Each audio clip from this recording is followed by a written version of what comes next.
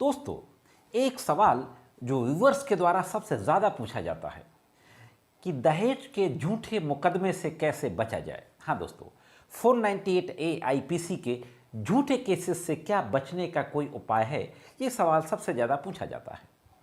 निश्चित रूप से दोस्तों, दहेज के मुकदमों का बाकी मुकदमों की तरह ही मिसयूज होता है। जिस तरीके से चाहे वो एनडीपीएस के केसेस हों, चाहे आर्म्स एक्ट के केसेस हों, पुलिस ज़्यादातर जो लोगों के ऊपर चरस लगाती है, गांजा भांग लगाती है, चाकू कट्टा लगाती है, ये केसेस ज़्यादातर परसेंटेज में झूठे होते हैं। उसी तरीके से डाउरी के केसेस का भी मिसयूज होता है। अब चूंकि डाउरी के मामले में पूरी फैमिली इम्प्लीकेट कर दी जाती है, पूरे परिवार को फंसा दिया जाता है, यहाँ तक कि हस्बैंड के रिलेटिव्स को भी कई बार फंसा दिया जाता है। उन बहनों को जिनकी शादी हो गई है, उन बहनों के हस्बैंड्स को, सबको फंसा दिया जाता है। इस वजह से दहेज के झूठे मुकदमों की चर्चा ज़्यादा होती है, बाकी मुकदमों की चर्चा कम होती है। दोस्तों, एक रिपोर्ट यह भी बताती है कि 498A के केसेस का जो कन्विक्शन का जो रेट है वो 100 में से मात्र लगभग 20 मामलों में ही कन्विक्शन होता है। 80% मामले में जो अभियुक्त होते हैं वो निर्दोष बरी हो जाते हैं। अब बरी होने का मतलब यह भी नहीं होता है कि वो सारे केसेस फाल्स थे। बरी होने के पीछे ट्रायल के दौरान कई चीज़ें होती हैं जिनको कि साबित करना होता है, वो किसी वजह से साबित नहीं हो पाती हैं। इसका मतलब यह नहीं होता कि वो सारे फाल्स थे, जेन्युइन नहीं थे। तो एक तरफ दोस्तों जहां डाउरी के केसेस का मिसयूज होता है, वहीं दूसरी तरफ आंकड़े यह भी बताते हैं कि डाउरी की घटनाएं भी होती हैं, जेन्युइन घटनाएं भी होती हैं। आज के वीडियो में साथियों मैं यही बात करने जा रहा हूं कि क्या 498 के झूठे केसेस को लगाने से रोका जा सकता है? क्या दहेज के मुकदमों, झूठे मुकदमों से बचने का कोई रास्ता है? इससे पहले कि मैं आपको इसके बारे में बताऊं, मैं भारत के एक बहुत ही बहुचर्चित झूठे दहेज के मुकदमे के बारे में बताना चाहूँगा।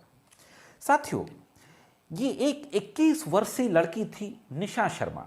यह एक ऐसा केस था जिसकी न सिर्फ राष्ट्रीय मीडिया पे बल्कि अंतर्राष्ट्रीय मीडिया पे भी बहुत ज़्यादा चर्चा की गई थी। निशा शर्मा सॉफ्टवेयर इंजीनियरिंग की छात्रा थी और एक मुनीस दलाल जो 25 वर्षीय युवक था और इंजीनियर था और एक इंजीनियर कॉलेज में प्रवक्ता था। अखबार में विज्ञापन दिया जाता है लड़की की तरफ से शादी का। विज्ञापन के बाद दोनों परिवारों में मुलाकात होती है, बातचीत होती है और रिश्ता आगे बढ़ता है। अंततोगत्वा निशा शर्मा और मुनीस दलाल का शादी का रिश्ता तय कर दिया जाता है और शादी की तारीख निश्चित की जाती है 11 मार्च 2003। क्योंकि लड़की का परिवार नोएडा में रहता था, अच्छा खासा परिवार था, इसलिए शादी नोएडा से ही होती है। शादी वाले दिन लड़की की तरफ से एक फ़ोन किया जाता है कि मेरे ससुराल वाले यहाँ आकर हंगामा कर रहे हैं और दहेज की मांग कर रहे हैं।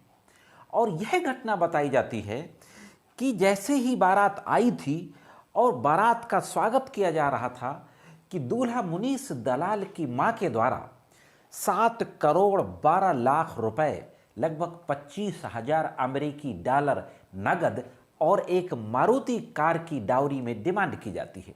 और इस कार को लेकर के दोनों परिवारों के बीच तू मैं शुरू हो जाती है और मामला हाथापाई तक पहुंच जाता है, गाली गलौज और हाथापाई होने लगती है। यह एक तहरीर दी जाती है निशा शर्मा के परिवार के द्वारा।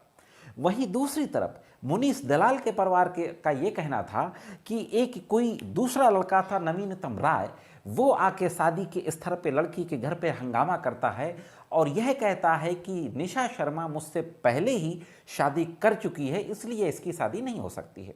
इस तरीके से दोनों परिवारों के अपने अलग अलग अपना वर्जन होता है, न्यायालय में अपनी अलग अलग बात कहते हैं। ये मुकदमा चलता है और मुकदमा 2003 से लेकर के 9 साल तक चलता है। 29 फरवरी 2012 को इस पूरे परिवार को दोषमुक्त कर दिया जाता है अदालत के द्वारा।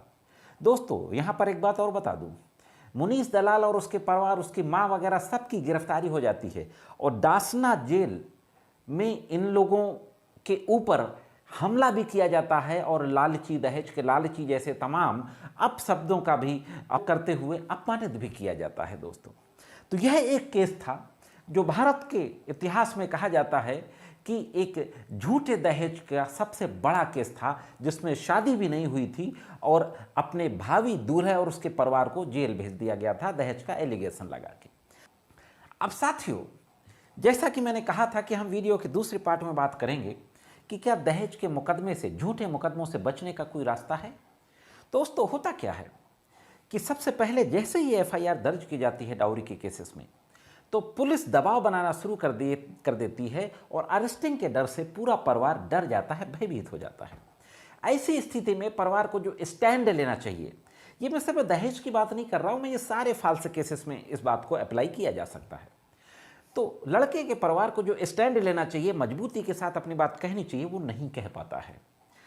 जैसे ही आपके खिलाफ किसी भी तरीके की एप्लीकेशन दहेज की दी जाती है, तो वैसे तो 2018 में जो अर्नेस का केस आया था जिसमें सुप्रीम कोर्ट ने ये कहा है कि अब सीधे डाउरी के केसेस में गिरफ्तारी नहीं होगी, यानी जिन केसेस में 7 साल से कम की सज़ा है उनमें डायरेक्ट गिरफ्तारी नहीं होगी, अगर ज़रूरत है तभी गिरफ्तारी होगी। तो गिरफ्तार पुलिस कर नहीं सकती। आपके खिलाफ एप्लीकेशन दी गई या एफआईआर दर्ज कर ली गई, तो आप अपनी सारी बातें लिखते हुए पुलिस के सीनियर ऑफिसर्स से मिलना शुरू कर दें, रजिस्टर्ड डाक से अपनी एप्लीकेशंस भेजना शुरू कर दें, अपने फैमिली मेम्बर्स का, अपने परिवार वालों का, आसपास के दोस्तों का, मोहल्ले के अगल बगल आमने सामने के लोगों के एफिडेविट्स में स्टेटमेंट देना शुरू कर दें और मजबूती के साथ अपनी बात रखें कि यह पूरा फाल्स केस है, हमने कभी भी किसी भी तरीके की डाउरी की डिमांड नहीं की और न ही टॉर्चर किया। अब दोस्तों, इसी के साथ साथ आप उन एप्लीकेशंस और एफिडेविट्स के साथ उन सारे सबूतों को भी लगा सकते हैं शादी के बाद जैसा जैसा व्यवहार आपका उस लड़की के साथ रहा है। हस्बैंड वाइफ कहीं पे घूमने गए हैं, कहीं ट्रिप पे गए हैं, हनीमून ट्रिप पे गए हैं, रेस्टोरेंट गए हैं, मूवी गए हैं, कहीं भी गए हैं, लड़की के लिए जो भी चीज़ें खरीदी गई हैं हस्बैंड के द्वारा, इन सारी चीज़ों के प्रूफ को आपको संभाल के रखना होगा, इन सारी चीज़ों को लगा सकते हैं। यह सिर्फ इसलिए, यह साबित करने के लिए कि आप और आपकी पत्नी और बहू के बीच में एक अच्छा खासा रिश्ता था, लव एंड अफेक्शन का रिश्ता था और मान सम्मान के साथ उसको रखा जाता था। दूसरा, आप अपने परिवार के जो आपका फैमिली स्टेटस है, जो फाइनेंशियल स्थिति है, उससे संबंधित सबूतों को भी आप एप्लीकेशंस और एफिडेविट्स के साथ पुलिस के सीनियर ऑफिसर्स को दे सकते हैं, यह साबित करने के लिए कि हमारा खुद का फाइनेंशियल स्टेटस इस लेवल का है, इसलिए सवाल ही नहीं उठता कि हम डाउरी की मांग करें। दूसरा, आप अपनी वाइफ के परिवार वालों के खिलाफ जिसने कि एफआईआर लिखाई है, एप्लीकेशन दे सकते हैं कि झूठी एफआईआर, इसकी जांच की जाए और उनके खिलाफ 182 चलाया जाए। उस इन्वेस्टिगेटिंग ऑफिसर के खिलाफ भी आप कार्रवाई कर सकते हैं अगर वह मामले की फेयर एंड प्रॉपर जांच नहीं करता। फेयर एंड प्रॉपर इन्वेस्टिगेशन के लिए आप सिर्फ लोअर कोर्ट में नहीं बल्कि हाई कोर्ट और सुप्रीम कोर्ट में भी आप रिट दाखिल कर सकते हैं कि इसके फेयर इन्वेस्टिगेशन की जाए। इस तरीके से अपनी तमाम बातों को आप कहते हुए यह कोशिश कर सकते हैं कि मामले का फेयर इन्वेस्टिगेशन किया जाए और जब तक जो एलिगेशंस एफआईआर में लगाए गए हैं उनसे रिलेटेड, उनके सपोर्ट में कोई ठोस एविडेंस ना हो, तब तक मामले में चार्जशीट फाइल ना की जाए, उसको 169 की रिपोर्ट लगा दिया जाए। 169 की रिपोर्ट होती है दोस्तों जिसको एफआर बोलते हैं, जो सबूतों की कमी पे लग जाती है। इस तरीके से आप तमाम ये कार्रवाई कर सकते हैं। इसी के साथ साथ ज़्यादातर जो डाउरी हरेसमेंट की रिपोर्ट्स होती हैं, मैं पिछले 22-23 साल से प्रैक्टिस में हूँ, मैं देख रहा हूँ, उसमें लड़की के परिवार के द्वारा ये जरूर कहा जाता है कि हमने फला फला चीज़ें दहेज में दी थीं। दहेज अगर मांगना और लेना क्राइम है तो दहेज देना भी क्राइम है। ऐसी स्थिति में डाउरी प्रोहिबिशन एक्ट के सेक्शन 3/4 के तहत आप लड़की और उसके फैमिली मेंबर्स के खिलाफ भी कार्रवाई कर सकते हैं। कोर्ट में सीधा कंप्लेन केस कर सकते हैं। कंप्लेन केस क्या होता है, आई बटन में उसका लिंक दे दूंगा, आप वहां जाकर के देख सकते हैं। तो ये सारी बातें कर सकते हैं, डरने की कोई ज़रूरत नहीं है। मजबूती के साथ आपको अपनी बात कहनी होगी। लेकिन दोस्तों, अगर जेन्युइनली आपके द्वारा इस तरीके का काम किया गया है तो कहीं ना कहीं इसको सफ़र करना पड़ेगा, इसका परिणाम भी भुगतना पड़ेगा। दोस्तों, यह थी दोस्तों एक महत्वपूर्ण जानकारी जिसको मैंने आप तक पहुंचाया। जानकारी कैसे लगी कमेंट्स करके जरूर बताएं। आज के वीडियो में सिर्फ इतना ही, मिलते हैं किसी अन्य वीडियो में कानून की कुछ अन्य जानकारियों के साथ। तब तक कानून की विभिन्न तरीके की जानकारियों के लिए देखते रहें लीगल एंड सोशल।